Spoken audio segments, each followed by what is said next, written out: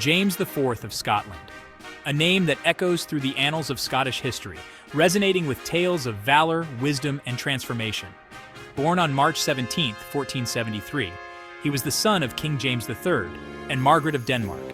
His birth marked the continuation of a royal lineage steeped in tradition and power. His lineage was a tapestry woven with the threads of two powerful houses, Bruce and Stewart, each contributing to his identity and future. From Robert the Bruce, he inherited a legacy of fierce independence and military prowess, a spirit that would guide his actions and decisions. From the Stuarts, he inherited a claim to the Scottish throne, a claim that would shape his destiny and the future of Scotland. James IV's early life was marred by political turmoil and uncertainty. Scotland in the late 15th century was a realm often plagued by internal strife, with noble factions constantly vying for power and influence. Noble factions jostled for power, creating a volatile environment. The young prince witnessed the instability firsthand, a stark education for a future king, shaping his understanding of leadership and governance. The death of his father, James III, in the Battle of Flodden in 1488, cast a long shadow over his accession to the throne, leaving a legacy of conflict and sorrow. Though crowned at the age of 15, James IV's grasp on power was initially tenuous, fraught with challenges and opposition. The specter of his father's demise lingered, a constant reminder of the fragility of power. He grappled with the challenges of a divided kingdom, striving to unite a fractured realm. Yet, within this youthful monarch lay the seeds of greatness, a potential that would soon flourish. He possessed a keen intellect, a thirst for knowledge, and a deep love for his country, qualities that would guide his reign. These qualities would come to define his reign, transforming him from a boy king into one of Scotland's most remarkable monarchs, remembered for his wisdom, courage, and enduring legacy. The young James IV inherited a kingdom rife with internal divisions, a land where loyalty was often fleeting and alliances were fragile. The powerful Scottish nobility, often at odds with the crown, posed a significant challenge, their ambitions and rivalries threatening the stability of the realm. The memory of his father's death at the hands of rebellious lords weighed heavily upon him, a constant reminder of the dangers that lurked within his own court. He understood the precarious nature of his position, knowing that any misstep could lead to his downfall. To secure his reign, James IV needed to consolidate power and assert his authority, a task easier said than done in a land fraught with discord. He embarked on a series of royal progresses throughout the realm, traveling far and wide to make his presence felt.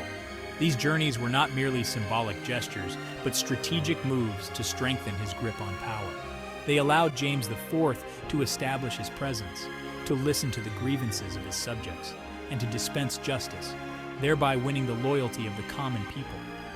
He understood the importance of being seen as a fair and just ruler, one who cared for the well-being of his people. His efforts to curb the power of the nobles while met with resistance were crucial in forging a more centralized monarchy, a kingdom where the king's word was law. The specter of rebellion continued to haunt the early years of James VI's reign, a constant threat that he could not ignore.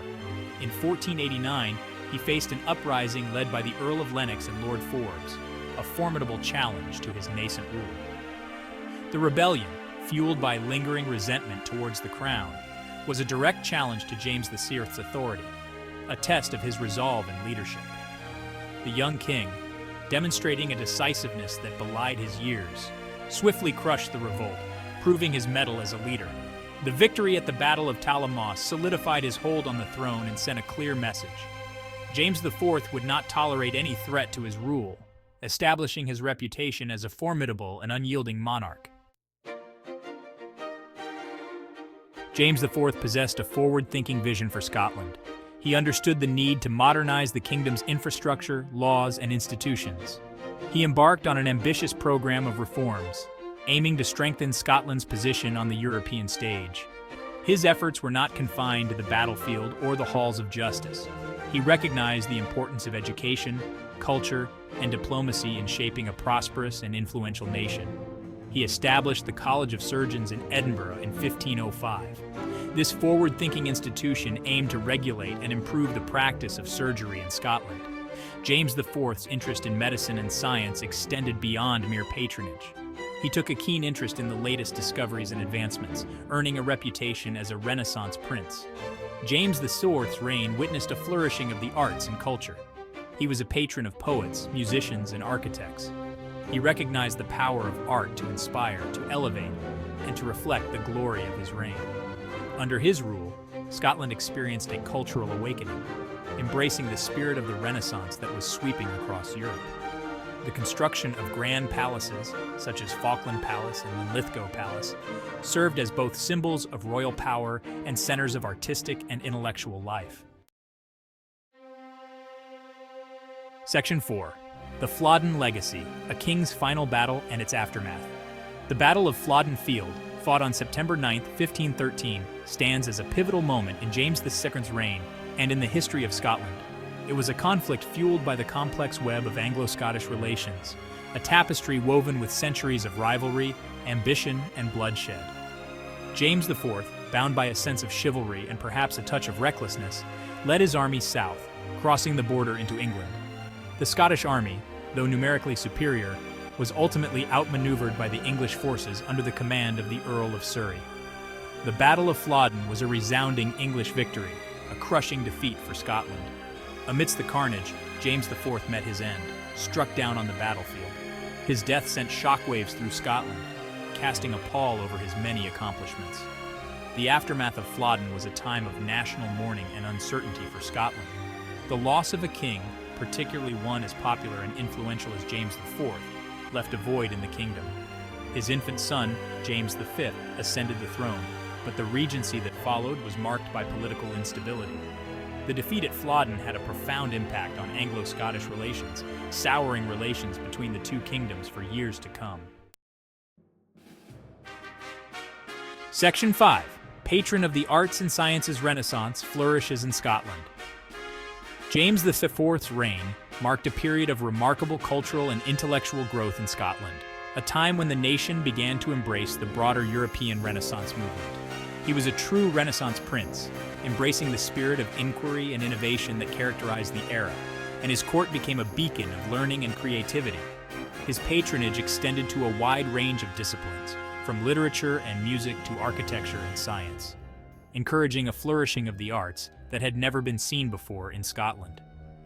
He recognized the power of knowledge to elevate his kingdom and to enhance his own prestige, understanding that a well-educated court could lead to a stronger, more enlightened nation. He established the first printing press in Scotland in 1507, a testament to his belief in the power of the written word and the importance of making information accessible. This innovation revolutionized the dissemination of information, making books and learning more accessible to a wider audience, and laying the groundwork for an educated populace. James IV's own intellectual curiosity knew no bounds, and he was constantly seeking out new knowledge and understanding. He was an avid reader, fluent in several languages, and deeply interested in subjects ranging from astronomy and alchemy to music and shipbuilding, reflecting the diverse interests of a true Renaissance man. James IV's court became a hub for artists, writers, and intellectuals from across Scotland and beyond, a melting pot of ideas and creativity. He welcomed foreign scholars and artists, eager to absorb new ideas and to expose his court to the latest trends in Renaissance thought, fostering an environment of cultural exchange and innovation. His patronage fostered a vibrant cultural scene in Scotland, leaving a lasting legacy on the nation's artistic and intellectual landscape, and inspiring future generations to continue this tradition of excellence. The echoes of his reign can be seen in the grand palaces, the soaring cathedrals, and the rich literary tradition that flourished under his rule, a testament to the enduring impact of his vision and leadership. Section 6. Diplomatic Intrigue, Navigating European Power Dynamics. James IV's reign coincided with a period of intense diplomatic maneuvering on the European stage. The late 15th and early 16th centuries witnessed the rise of powerful nation-states, each vying for dominance and influence. England, France, and Spain emerged as major players in this complex geopolitical game. Scotland, situated strategically on the northern edge of the British Isles, found itself caught in the cross-currents of these competing ambitions. James IV, a shrewd diplomat as well as a warrior king, recognized the importance of skillfully navigating these treacherous waters. He understood that Scotland's survival depended on forging alliances and playing the larger powers against each other. He maintained diplomatic relations with England, France, and the Holy Roman Empire, seeking to advance Scottish interests through a combination of diplomacy, strategic marriages, and, when necessary, military posturing. His marriage to Margaret Tudor, daughter of King Henry VII of England, in 1503 was a major diplomatic coup. This union, known as the Union of the Thistle and the Rose, held the promise of peace and stability between Scotland and England. However, the peace proved to be short-lived.